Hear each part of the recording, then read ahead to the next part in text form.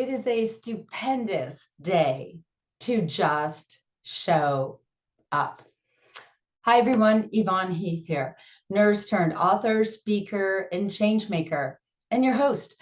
Welcome to Navigating Grief with Heart and Humor, where we talk about, plan, and prepare for grief, transitions, and end of life, and the messiness in between before it arrives, and diffuse the fear so we can live fully now. Or we've been in the deep trenches of grief. We realized how ill-prepared we were, and we are saying we want to do it differently. We want to be proactive. We want to think about what may be just around that corner. Life is unpredictable, and yet there are certain milestones in life and the matter of facts of life, like grief, transitions, and death, that we can prepare for to a certain extent, mentally, physically, emotionally, spiritually. We can create that foundation of coping skills, strategies, normalize conversations, so that when grief arrives, it does not hit us like a freight train and we have no soft landing on which to fall. So I invite you to take this time for yourself, forget everything else that is pulling you away, set your intention for our time together, and I will do the same. And as always, I'm going to take a moment to take 2 slow, deep breaths. I inhale through my nose, exhale through my mouth, and that is my ritual of grounding myself. Obviously, in different times, I take more time, 5 minutes, 10 minutes, whatever it may take. And yet, even when I just take 2 slow, deep breaths, it really calms me and quiets that voice that never stops talking in my head, unless I unintentionally ground myself so I can stay fully present. So I invite you to join me or create your own ritual, whatever will help you land here right now.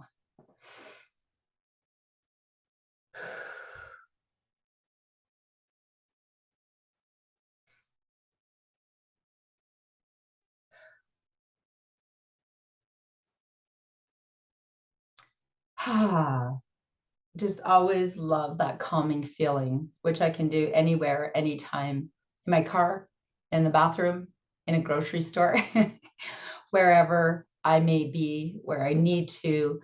I realize that I'm not present. I may be getting anxious. Sometimes I get anxious.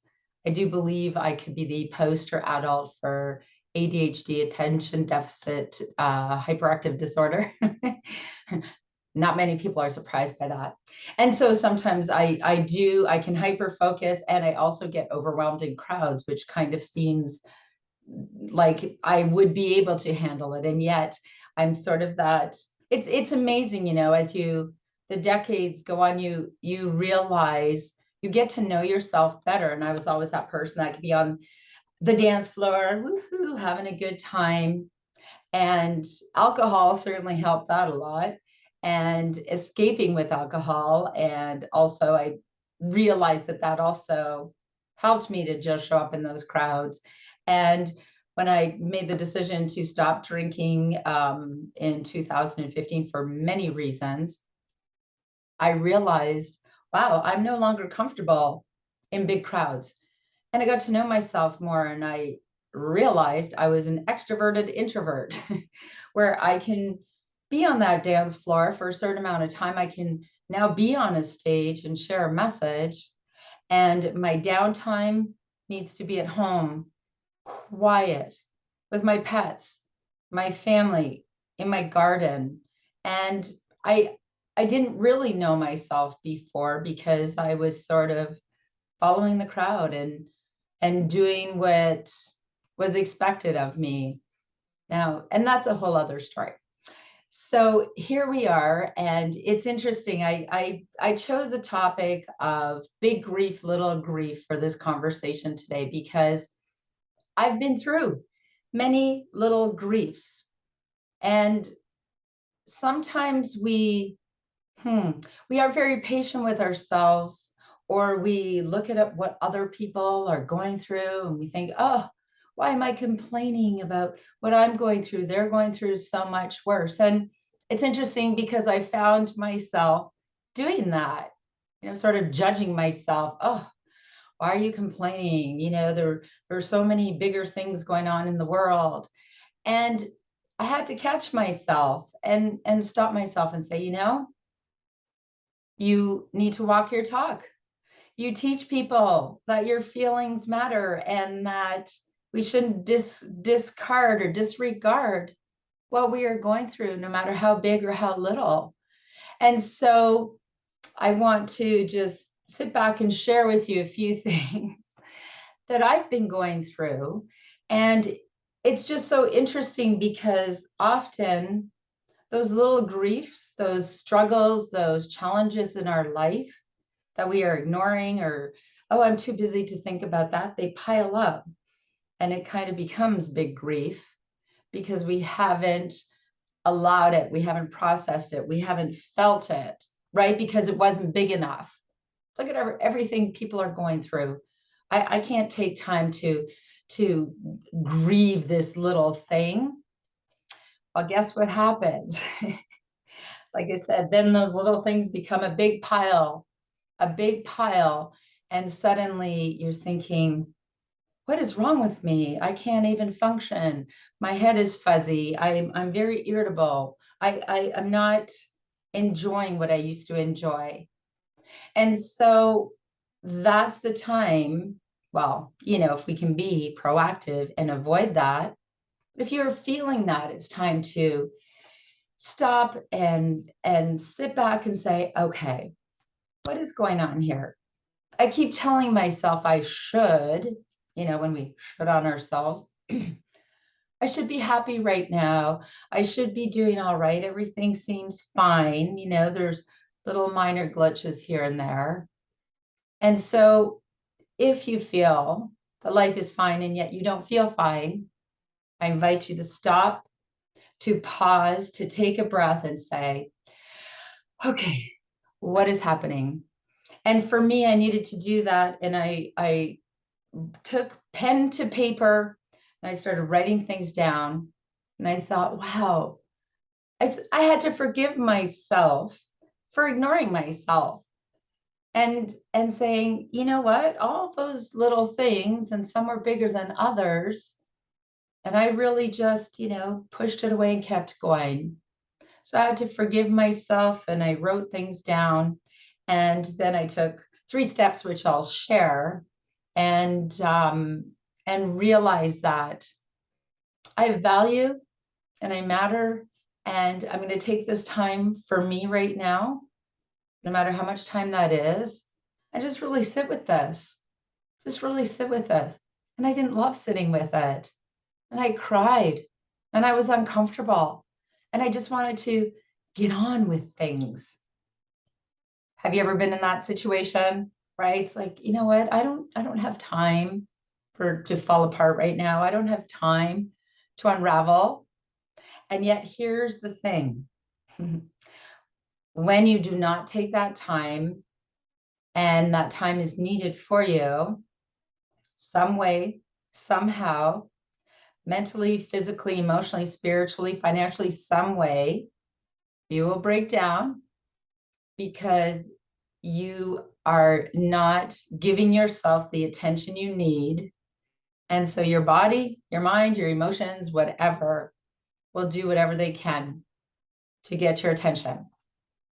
So in reflecting back in the last year, there were some bigger things, there were some little things, but when I looked back at the whole picture, I thought, wow, there were quite a few things. So it started with a move, which was in 6 weeks, which started with many renovations to our old house. Then we moved to our new house. Then I fractured my foot and it was purple, green, and yellow and every other color. And so I couldn't do the things I wanted to do. And so I hobbled around and did what I needed to do. And then we realized our house needed many more renovations than anticipated, which cost way more. And then as mortgage, everything went up, up, up, and our mortgage increased every month. And it was, okay, let's keep going, let's keep going, let's keep going. And then my mother had some health issues, which I shared before.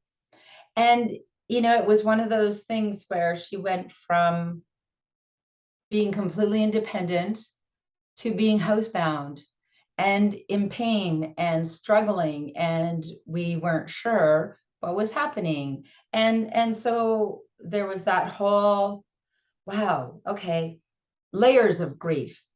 My mom isn't feeling well. Oh my goodness, elephant in the room. I'm going to say it. Am I going to become a caregiver right now? Because I wasn't really ready for that. We still have the kids at school. They're still in high school, and now my mom needs this, that sandwich generation person. And I felt a sense of panic. And it's interesting because this is months and months later. My mom she's doing much better. And yet we're not really sure what was happening. And so there's still that unknown. There's a tremendous grief in the unknown. When you have a diagnosis, when you know what you're dealing with, you can grieve that diagnosis and then get the information you need and move forward. And still there's a lot of feelings, frustration, confusion, fear when you have something tangible. When you do not, it's always this, not really sure what this is, let's just deal with the symptoms. And so if you are experiencing that, just know it's a lot. It's a lot to not know. So in navigating that, and then an interesting life is unpredictable, prepare for anything, didn't see that coming. And many years of my right leg just kind of bothering me, hip, knee. Long story short, they finally, after over a decade, discovered that I had a tumor in my leg, and like right behind sort of my hip bone. It was benign, not cancerous. Just I'll put that out there right away. However, it was over a decade of discomfort, a decade of knowing this was growing and calling it a tumor or a mass. I said, I understand. I was in chemotherapy for many years. I've heard the word tumor, mass many times. And I understand that if it is benign, that means non-cancerous, and that's a good thing. I just can't hear those words. Can we just please call it my butt lump? Because, it was right in here. Let's just call it my butt lump. And there were many weeks of having to have a biopsy, waiting for the results, waiting for everything, and the uncertainty, and feeling this lump, this mass. And when they said it is benign, it's this weird fluky tumor, abnormal growth, it was benign, non-cancerous, and there's tremendous relief in that. And I had to have it removed. It was the size of a baseball. And I had an incision like this long. Big incision, bruised leg, the whole leg, and a lot of pain and discomfort and, uncertainty. Is this going to affect my walking? Could this have touched a nerve, whatever? And there's still, numbness, etc. And now I'm moving on from that. And I share that with you because here's the thing that we do, right? We at least ourselves, and maybe other people will at least us. At least you found out what it was. At least they could take it out. At least it wasn't cancer. And I say yes, yes, yes. And it is a yes and. Yes and. There's still tremendous grief to acknowledge and allow in that. To think it was growing for all those years and I had this pain, and to go through that process, there's tremendous grief in that. And again, I found myself, judging. I mean, I worked in chemotherapy. I know a lot of people, and I have friends who are not so fortunate. Their tumors, their growths, that they were cancerous, and they're going through chemotherapy. And oh my goodness, that is the trajectory of that journey is much more challenging. That doesn't mean mine wasn't, right? That doesn't mean mine wasn't. And again, that's where we compare our grief. We think, oh, I shouldn't be complaining. People are going through so much worse. If we could stop judging ourselves and comparing, if we could acknowledge and allow our grief and then keep it in perspective, right? The grief and the joy, allowing both. The grief of everything that meant and surgery and all of those things, and the joy of it not being cancer in my situation. So whatever your situation, acknowledge the grief and allow the joy. Acknowledge the grief and allow the joy. We don't have to pretend, judge, compare, or minimize. I've had many friends who have said, when my friends are celebrating something with their children, if they had a child who died, my friends won't share that with me because like, oh, I can't tell her about my daughter's celebration because her daughter died. And she said, it's even more isolating. It's even more isolating. And again, I found myself doing that. I was with a friend who had a much more challenging situation. And I thought, oh, I didn't even want to tell her about what I went through. And then I did. And she said, oh my goodness, that sounds awful. That's a lot to go through. Wow, look at that huge incision, because I showed her right on the street. I showed her my big scar. And she said, thank you for sharing that with me. Because there are many times people don't want to tell me because of my situation. And so again, we won't always get it right. And we have to allow our humanness. And here are those gentle reminders, right? That no matter what we are going through, we can acknowledge and allow our grief and our joy. Even in the last several weeks, I've had many little griefs. After my surgery, I was gardening to feel good, and I got a branch poked me in the eye. I said, are you kidding me right now? Are you kidding me? I am not going to emerge, where I used to work. I said, I'm not going there with my eye. It's fine. I'm just going to let it tear. Then my dear husband, who's a paramedic, looked at my eye and said, get to emerge. Well, I had a big scratch on my eye. I thought, okay, that's enough. I'm sure it's fine. I'm sharing this because now I'm just laughing. Then I went swimming my friend's pool because I could finally swim, and I twirled around. And I hyperextended my toe. And it was like a little sausage for a whole month. And they thought maybe it was dislocated. And so here I am, my big scar, my eyeball, and now I've hurt my toe.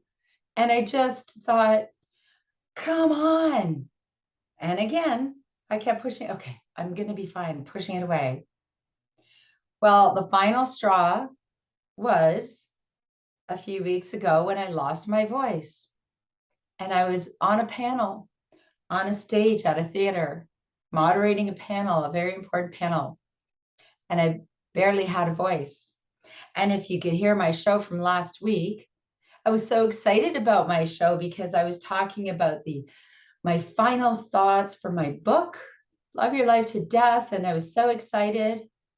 And my voice is just all squeaky.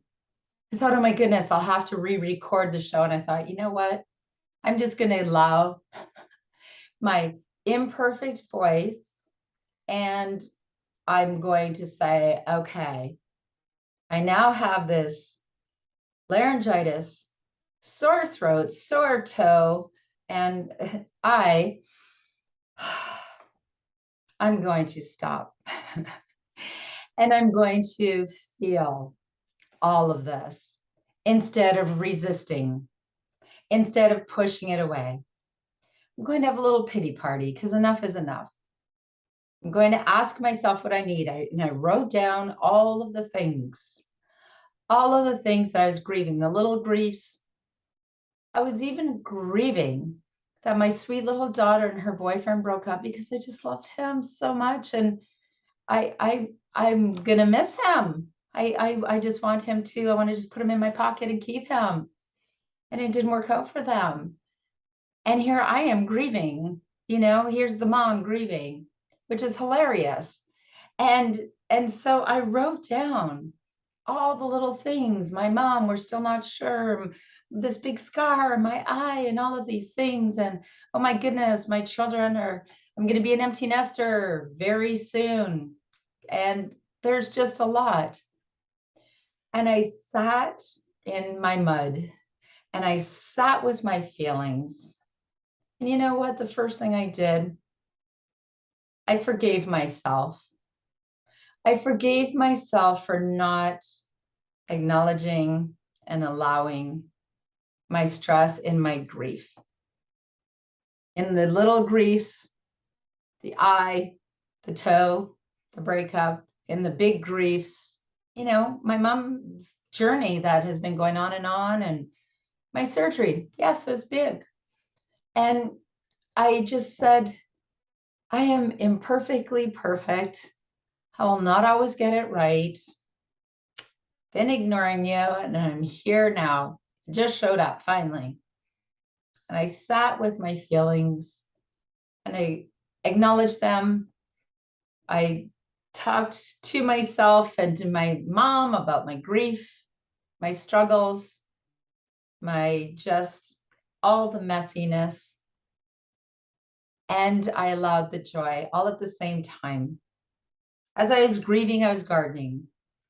As I was grieving, I was walking my dog, or, just did the things in my self-care toolbox to help me move through it.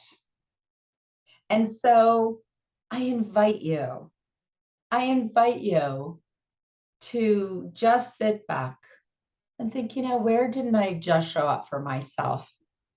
Where did I compare my grief, my little griefs that I thought, oh, that's insignificant. I shouldn't feel that. And I invite you to acknowledge and allow your grief and invite the joy, because grief and joy can coexist. I invite you to refuse to compare, to judge, to shame yourself for your feelings or others. When they say, oh, wow, I'm so frustrated. I have this thing happening and And sometimes, that little angel and the devil says, oh, that's all you're going through? No. Oh, that sounds really frustrating. You just need to be acknowledged sometimes and ask for what you need. If you need a little time, if you need to unplug, please honor yourself. I did that yesterday. I said to my family, I'm out today. I just need to just do whatever in every moment. Be non-productive, be productive, read, sit, stay in my pajamas. I'm not making dinner. I just need to unplug. And they all said, okay. Because that's what we do for one another. We just show up. It was wonderful. And with your grief and your joy and acknowledging and allowing, and then when you're ready, you say, now what? Now what can I do to move forward in the direction I want to move forward in? Maybe you have big grief moving in your life. Someone with a diagnosis and they are terminal, they are facing end of life. Perhaps a loved one died or is nearing, And there's a lot of uncertainty. Divorce, diagnosis, job loss. For some, that is big grief, and for others, it's little grief. And we just never know what these things mean to another person. You know, we also can't assume that people say, oh, they should understand what I'm going through. It's like, no, everybody processes differently. Everyone sees things differently. And so please, I invite you, I encourage you, I implore you to look in, check in, see what you need. Just show up for yourself first. And if you need others to just show up for you in any way, ask. Let them know. Don't wish they could read your mind. Don't assume that they get what you're going through and they should know what you need. Let's get better. Let's get better at asking for what we need. Let's get better at just showing up and being okay with not having all the answers, being vulnerable, needing some help. Who doesn't need help every now and again, right? I have a friend right now who is going through chemotherapy, radiation, and, you know, just from that diagnosis to this whole new journey that no one wishes for. And she created a page on Facebook and said, you know, I have watched my friends do this alone, and I am not doing this. I am not doing this by myself. These are the things I need. Some things were bigger, some things were little. And I was so proud of her for allowing others to just show up for her, for acknowledging that she didn't want to do it alone, even if she could. And I invite you to do the same. None of us need to be superheroes. We need to be able to allow our humanness and show ourselves and each other compassion. And that is how we heal and move forward. So thank you for joining me. I'm kind of excited that my voice is almost 100% back. This is the first time I've actually heard it. My family's going to be so excited that I can speak again. And so thank you so much for spending this time with me. And I invite you, as always, to go to my website, Love Your Life to Death. There are many resources there. My book, my program, Get Ready for Grief, my TEDx talk, and of course, the I Just Showed Up bracelets. I never take my bracelet off. It just reminds me of what is important. Just showing up for myself first and just showing up for others. So in saying goodbye for now, my call to action is always, if you want to live well, grieve well, and die well, and love your life along the way, plan your life, plan your death, and then just love your life to death. And always bring your own tambourine to the party.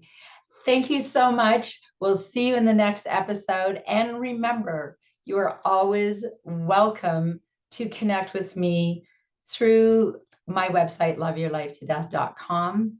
And I also invite you to go to winwinwomen.com and have a look at the other beautiful, wonderful hosts who have empowering shows that can help you through any part of your journey. That is an amazing way to just show up for yourself. So thanks again, and we'll see you in the next episode. Bye for now.